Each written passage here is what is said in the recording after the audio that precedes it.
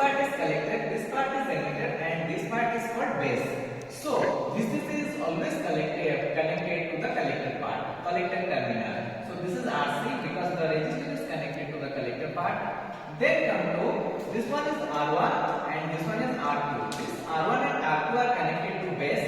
Here the capacitor, this is C1, and here capacitor C2 is also connected. So the input is connected to the base always, and this output, this is output. This output is always connected to the collector terminal. So this VCC, if you will take VCC as 12 volt, the ground, here is the ground, G and B. This ground is always 0 volt. So in the emitter part, what happened? This is RC, this R1 and R2 resistors are always connected to the base, and this is RE. Why it is called RE?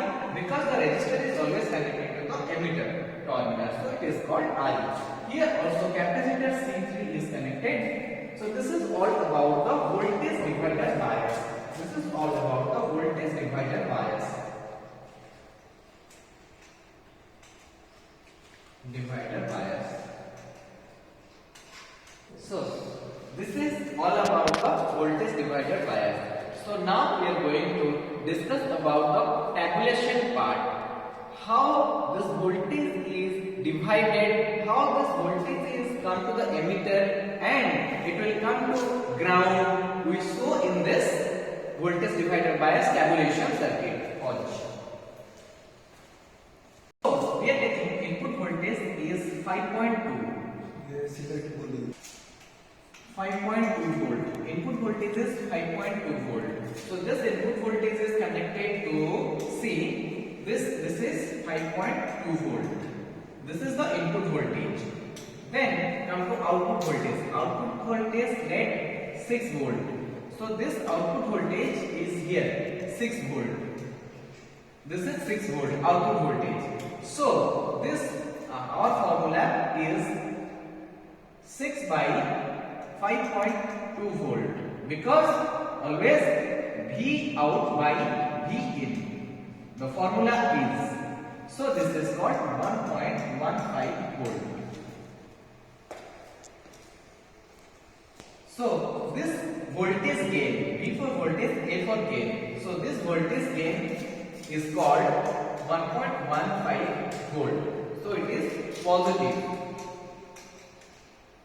So from this conclusion, we are taking that this voltage divider bias always in positive feedback circuit. So it is very useful and helpful for our circuits. This voltage divider bias is used in computer motherboards, and we are taking when means digital calculators, and we are taking as mobile phones. These are the voltage divider bias using because the voltage is regulated in this part. Start. Look, this is a transistor.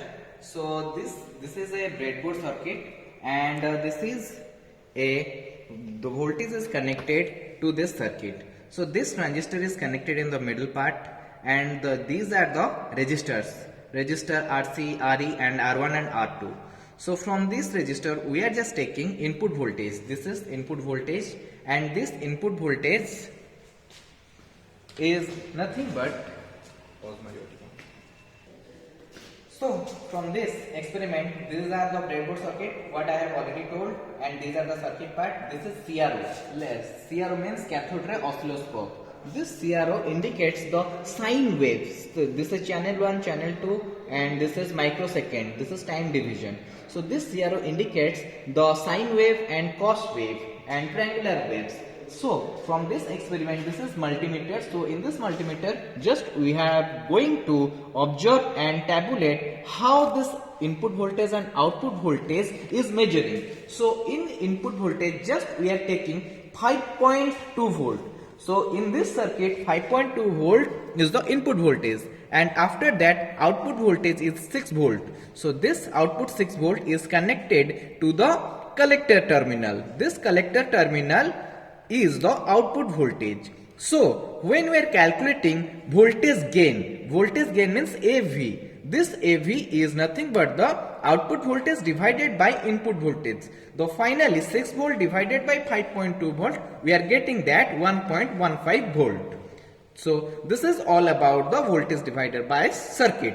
So what we have read in theory part as well as in practical class today. So this voltage divider bias is using in our computer CPU circuit as well as mobile circuit for the purpose of digital calculation. The frequency is very high in this part and voltage required is very low. So this is a means not expensive. The cost of this circuit is very low. So we are using this circuit each and every IC fabrication process as well as in CMOS process. Okay, that much.